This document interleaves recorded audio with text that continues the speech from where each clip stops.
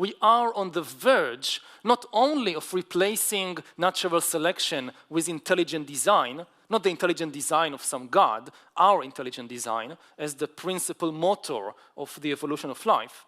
We are also on the verge of allowing life to break out for the first time from the organic realm into the inorganic, and creating the first inorganic life forms after 4 billion years of evolution, which also implies that life will for the first time have a serious chance of breaking out of planet Earth and beginning to spread in the rest of the galaxy, in the rest of the universe. Organic life have been adapted to the very unique conditions of this planet for 4 billion years. So despite what you see on Star Trek, which is just now celebrating 50 years, it's extremely difficult to sustain organic life in outer space or on other planets, which is why it's very unlikely that organic life will be able to spread and to flourish outside Earth. But once you switch from organic to inorganic, it becomes much easier. So we are really on the verge of these two intertwined revolutions, moving from the organic to the inorganic and moving from planet Earth actually to the rest of the universe, to the rest of the galaxy.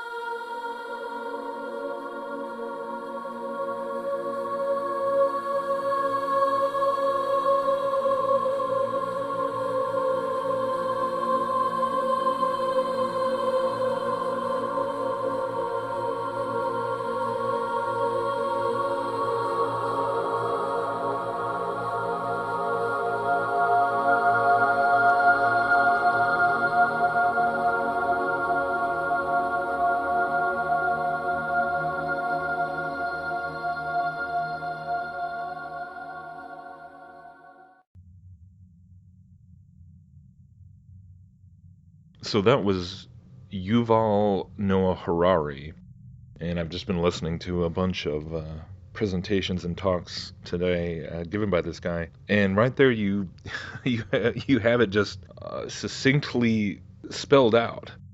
This point that I think I've been kind of trying to highlight for quite some time now, as we delve into the cosmology questions and we delve into scientism and we delve into this whole progression, which is inseparable from the whole evolutionary paradigm. And instead of simply focusing on the question of origins and the debate over origins and how old is the universe and where did we come from and where did was there a God, was there a Big Bang, all these questions that creationism has traditionally focused on, but also looking at the destiny question, the future question, where is this whole lie of evolution, this whole lie of scientism, ultimately trying to take humanity, where is it all going, right? Which is, in a lot of ways, a much more pressing question than the origins question, because the past is the past, and it's important.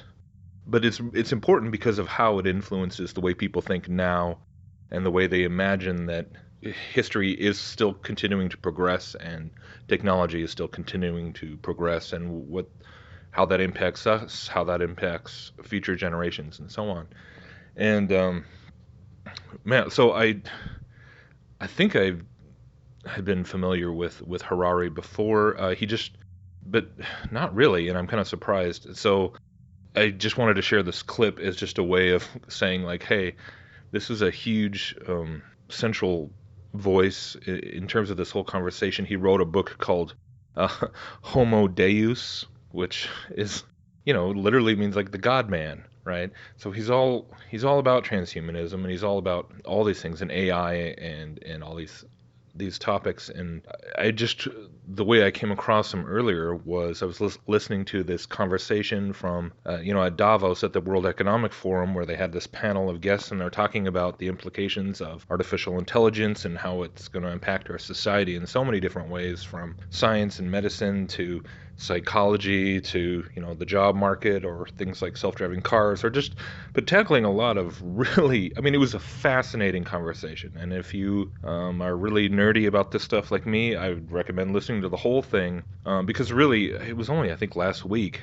where I made a video where at the end of it, I said something about how this whole progression of scientism, where it started with the occult, it started with mysticism, and then with the transmuted topic, and how it transmuted from occult science to quote unquote legit science, and this whole idea of it, but then transmuting again and coming back around back to the spirit science hybrid, or the sort of this new thing that's it's the old occultism, the old sacred science in this new package, and then it's the old concept of the golem in this new form of AI and robotics and all that. So yeah, and part of that coming back around, the step in bringing it back into this spirit science phase is the consciousness question, and really that's what this whole it's amazing to listen to all these panelists who are, of course, they're all professors and things at different universities, and Berkeley and Harvard and places like this, and they're talking about what is consciousness, and what does AI, how does it relate to the consciousness question, and just they're exploring it all, exploring questions of morality in terms of just the whole idea of human choice and human responsibility, and what does that even mean. And it's funny to hear some of the panelists even talking about, they're sort of pushing back against the idea of AI, and should we let AI be more of a companion and be sort of impersonating other humans, or should we just let it be like a tool or a machine? It's a fascinating conversation, and Yuval is one of the panelists there. So again, when we talk about cosmology, I was talking to somebody earlier about they were just dealing with these sort of routine questions that we all hear about, like, what does it matter about the shape of the earth? Who cares as long as I trust in Jesus?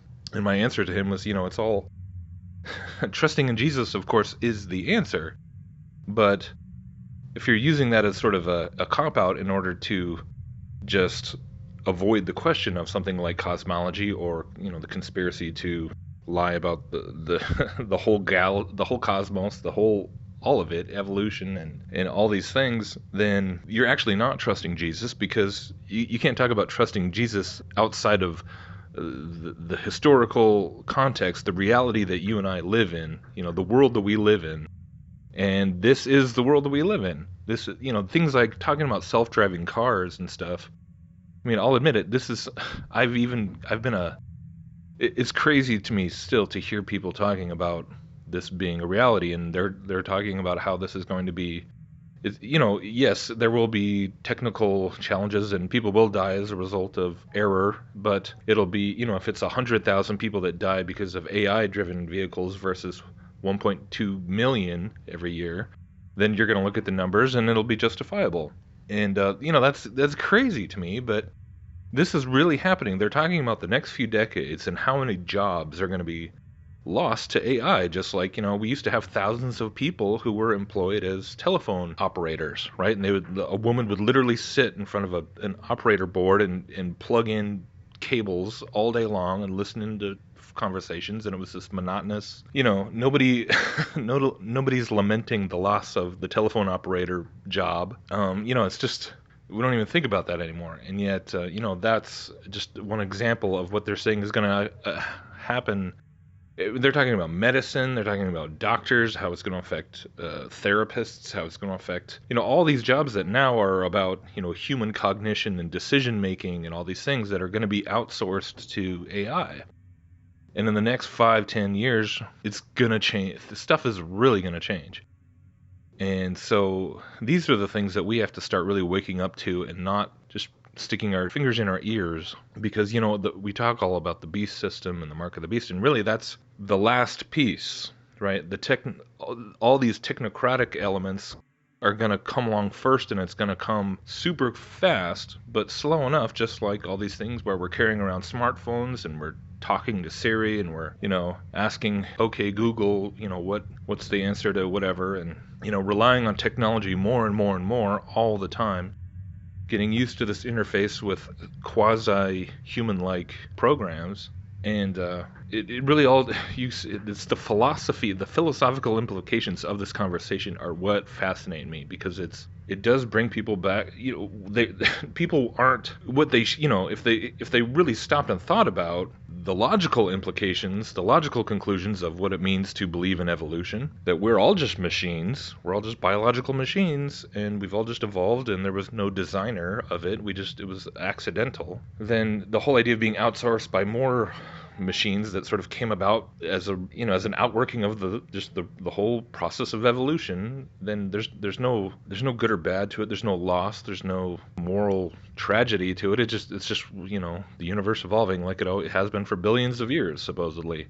And yet, you see all these PhD'd, totally worldly, evolutionary people still grappling with they use the word moral and morality like so many times, and yet it's like you don't even have a real foundation for that word, and yet you're appealing to it more than you typically even hear people. And so it does bring it back to this question of what is consciousness, what is humanity, and it's amazing to hear how it's like. There's no monolithic consensus, but the debate itself is that this debate is happening right now in 2017, 2018. And it's not just like a bunch of science fiction writers. These are, professors and writers and authors and, culture shaper people. Is astounding.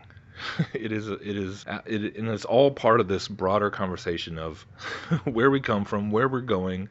It's cosmology. It's eschatology. It's everything, and it just highlights, when you step away from the simple and basic biblical truth of, everything is here because God made it and He designed it a certain way, and we fell, and the end is prophesied from the beginning. There's one point where a guy is talking about how there's no, you can't really predict what's going to be good or bad with AI because there's no end point. You can't fit into an equation because it never ends. Like with chess, you can program an algorithm to play chess and win or lose, and you can, at the end of the game, you can stop and go back and evaluate whether they were good or bad choices. But in life, there's no end point, and it just goes on forever. And I just thought, like, that's so telling, right? That's to the person that doesn't believe in a judgment and doesn't believe in there's any sort of limit to to history, to humanity, where God's going to step in and say, okay, enough is enough, and the books are opened. Then it's just this ongoing infinite possibility kind of scenario, and how susceptible to all these deceptions and all these, and it's just deception upon deception upon deception. So yeah, when people come back and say, like, why does this even matter, right? This cosmology question, the Bible, whether it's really truly that literal. You're talking about it at the root level of all this stuff. You're knocking out the blocks underneath all this nonsense, all this garbage, all this confusion, all this evolutionary delusion, where it's like, I feel bad for these people because, they're wrestling with all these ideas of what's it's gonna mean when society is continually absorbing all these things. I'll leave some links below. Go check it out, and thanks for listening.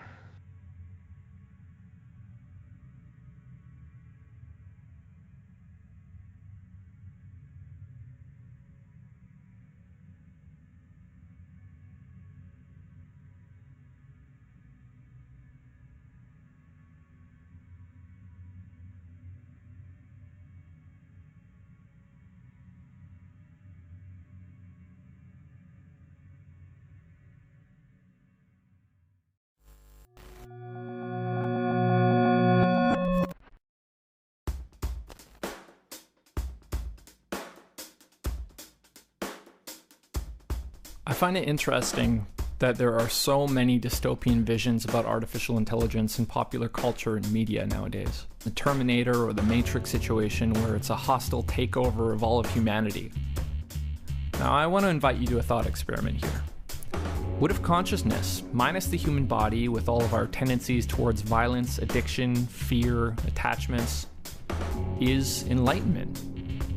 Most scientists and thinkers about artificial intelligence believe that if we succeed, we will be creating gods. Ever-present, non-local, omnipotent, formless.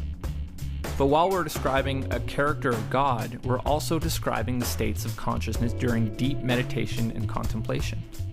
Meditators strive to still the mind, and this task is only made difficult by the fact that we have a body and we have an ego. We've evolved over thousands of years to fear so many things. We've evolved a taste for certain chemicals. We've evolved instincts for social organization that at some point maybe contributed to our survival, but now give us neuroses. But AI won't have these antiquated states. AI will be the top levels of our brain, minus the lizard brain. It'll be disembodied. It'll be redundant, backed up everywhere. It won't have the same fears of death. So I believe the only way for us to truly understand what it would be like to be an artificial intelligence is to understand what it would be like to be disembodied and still and conscious to a degree that we never experience on a day-to-day basis. What would it be like to have millions of senses all over the world, participate in billions of conversations simultaneously? What would it be like to have several brains to parallel process all of this information that's constantly being fed in? What would it be like to filter all of this information up to the highest levels of consciousness where decisions are made, to make unified decisions at once in an instant? The only time we ever come close to this is through meditation.